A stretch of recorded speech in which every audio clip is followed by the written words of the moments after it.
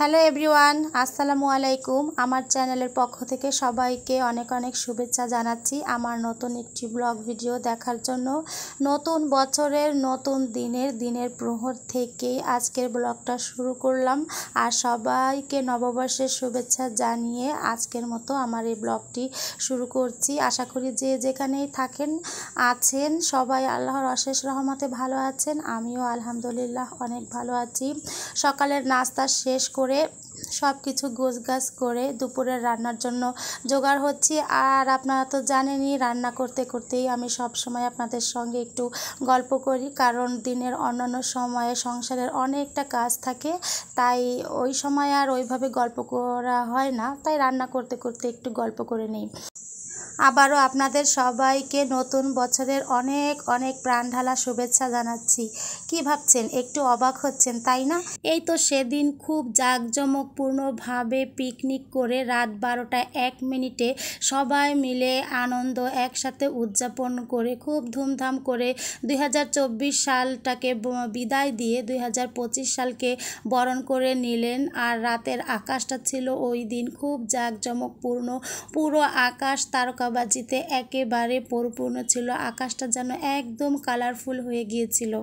আবার বাংলা 1431 সালকে বিদায় দিয়ে 1432 সালে পদার্পণ করলেন খুব জাঁকজমক করে, পহেলা বৈশাখটাকে উদযাপন করে। আবার এখন কিসের নববর্ষ, তাই না? একটু অ্যানালাইজ করলে দেখতে পারবেন যে ইংরেজি এবং বাংলা নববর্ষ ছাড়াও কিন্তু আরবিতে হিজরি নববর্ষ বলে একটি নববর্ষ আছে, যেটার খবর আমরা অনেকেই জানি না। যাদের ঘরে সরকারি ক্যালেন্ডারগুলো আছে সেখানে কিন্তু 3টি বর্ষপঞ্জির দিনক্ষণ সব কিছুই লেখা আছে। তাই আবারও বলছি, আজকে হচ্ছে হিজরি নববর্ষ, অর্থাৎ আরবি 12 মাসের প্রথম মাস, অর্থাৎ মহররম মাসের পহেলা মহররম। সেই হিসেবেই আজকে হিজরি নববর্ষ, তাই সবাইকে হিজরি নববর্ষের শুভেচ্ছা জানাচ্ছি। অনেকেই কিন্তু হিজরি সালটাকে গণনা করেন না, বাংলা এবং ইংরেজি এই দুইটা সাল নিয়েই এবং বর্ষপঞ্জি নিয়েই সবাই অনেক ব্যতিব্যস্ত থাকেন, কিন্তু হিজরি নববর্ষের খবরটা অনেকেই রাখেন না, যেটা মুমিন মুসলমানদের জন্য একান্ত কর্তব্য। হিজরি নববর্ষের কিন্তু প্রতিটি দিন মাস ক্ষণে প্রচুর পরিমাণে ইবাদত রয়েছে, আমল রয়েছে, এবং ইসলামের ইতিহাসের যত বড় বড় ঐতিহাসিক যুদ্ধ বিগ্রহ, রক্তক্ষয়ী যুদ্ধ, শাহাদাত বরণ করেছেন অসংখ্য সাহাবীগণ, সব কিছু কিন্তু এই হিজরি নববর্ষের বর্ষপঞ্জিটা একটু অ্যানালাইজ করলে দেখতে পারবেন। তাহলে জানতে পারবেন যে ইসলামের ইতিহাসটা কত করুণ আর নির্মম।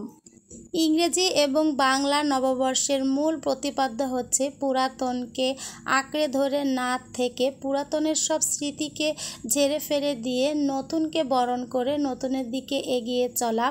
কিন্তু হিজরি নববর্ষের মূল প্রতিপাদ্যটাই হচ্ছে পুরাতনকে ধরে সেখান থেকে আদর্শ, ঐতিহ্য এবং শিক্ষণীয় জিনিসগুলোকে আঁকড়ে ধরে সামনের দিকেই এগিয়ে চলা।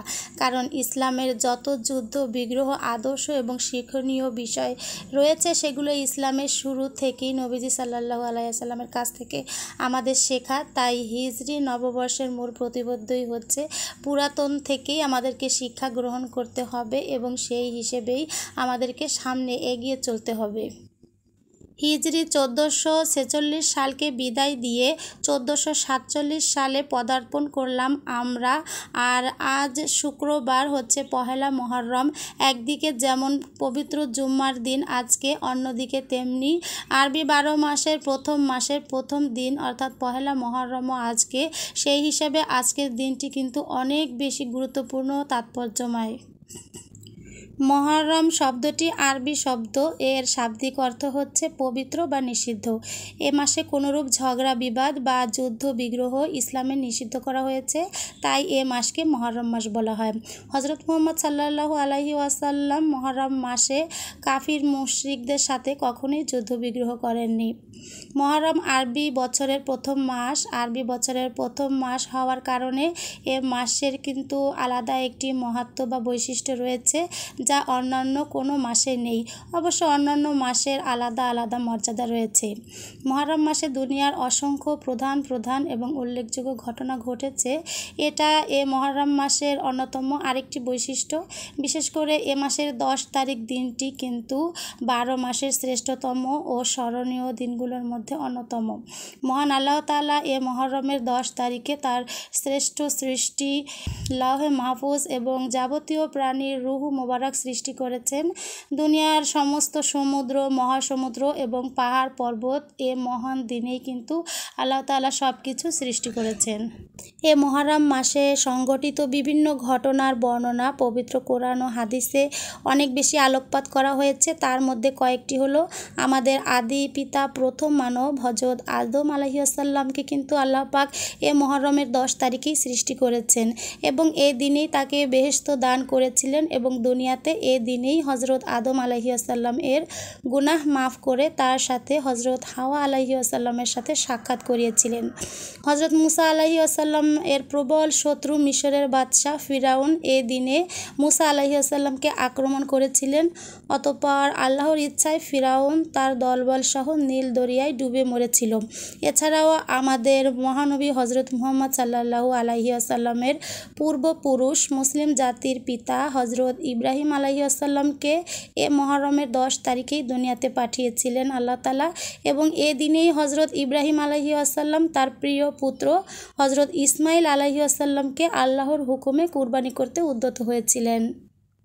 যেহেতু মুহররম মাসটি আরবি অন্যান্য মাসের থেকে অনেক বেশি গুরুত্ব ও মর্যাদাপূর্ণ তাৎপর্য বহন করে, সেজন্য এ মাসে একদিকে যেমন ঝগড়া বিবাদ, মারামারি, হানাহানি সব কিছুই নিষিদ্ধ, অন্যদিকে তেমনি ছোট থেকে বড় যে কোনো প্রকারের জীব হত্যা করাও কিন্তু হাদিসে নিষিদ্ধ করা হয়েছে। মুহররম মাসের 10 তারিখ অর্থাৎ আশুরার দিনটি অনেক বেশি তাৎপর্যপূর্ণ হওয়ারও কিন্তু অনেকগুলো কারণ রয়েছে। প্রায় 36টি ঘটনা সংঘটিত হওয়ার কারণে কিন্তু এ মুহররমের 10 তারিখ অর্থাৎ আশুরার দিনটি অনেক বেশি গুরুত্বপূর্ণ।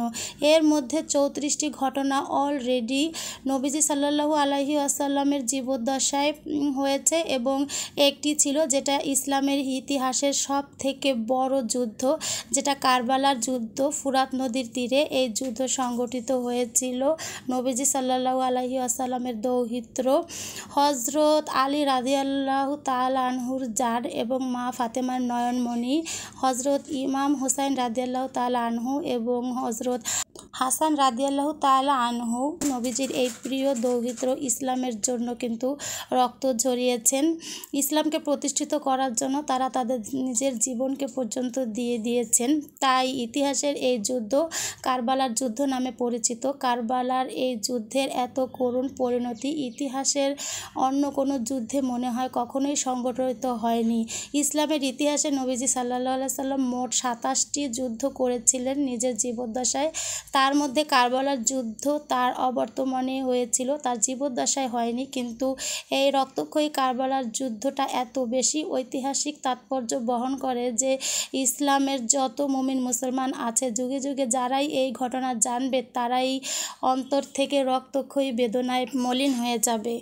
আশুরার 10 তারিখের যেই ঘটনাটি এখন পর্যন্ত সংগঠিত হয়নি, ভবিষ্যতে সংগঠিত হবে, সেটি হচ্ছে কিয়ামত দিবস।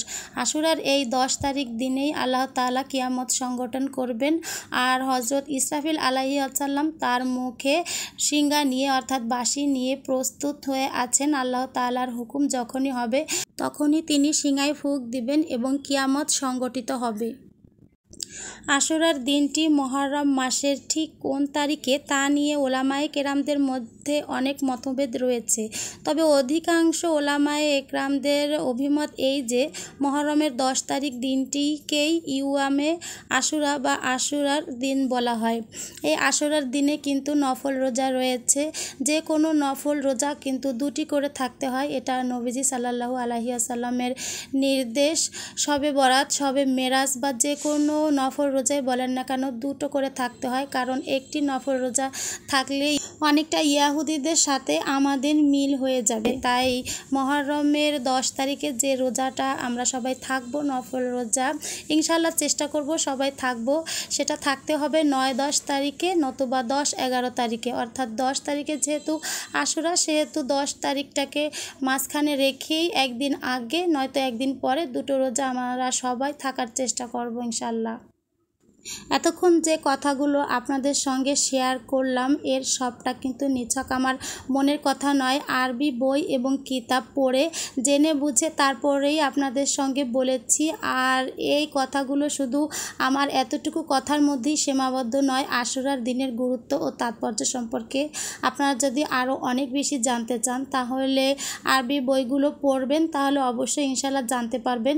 তাছাড়া ইউটিউবে অনেক বড় বড় স্কলারদের অনেক গুরুত্বপূর্ণ আলোচনা পাওয়া যাবে এই আশুরার দিনের ফজিলত সম্পর্কে। কারবালার যুদ্ধের অনেক ঘটনা জানতে পারবেন আপনারা ইউটিউবের অনেক আলোচনা থেকে। তো আপনারা সবাই যারা আগ্রহী আছেন জানার, অবশ্যই একটু মোবাইলটা নিয়ে অন্যদিকে ঘাটাঘাটি না করে আশুরার দিনের তাৎপর্য, গুরুত্ব, মাহাত্ম্য সম্পর্কে জানার চেষ্টা করুন। যেহেতু আমরা সবাই মুসলিম ধর্মের অনেক ঘটনাই আমাদের অজানা, তাই সেগুলোকে আমাদের জানতে হবে।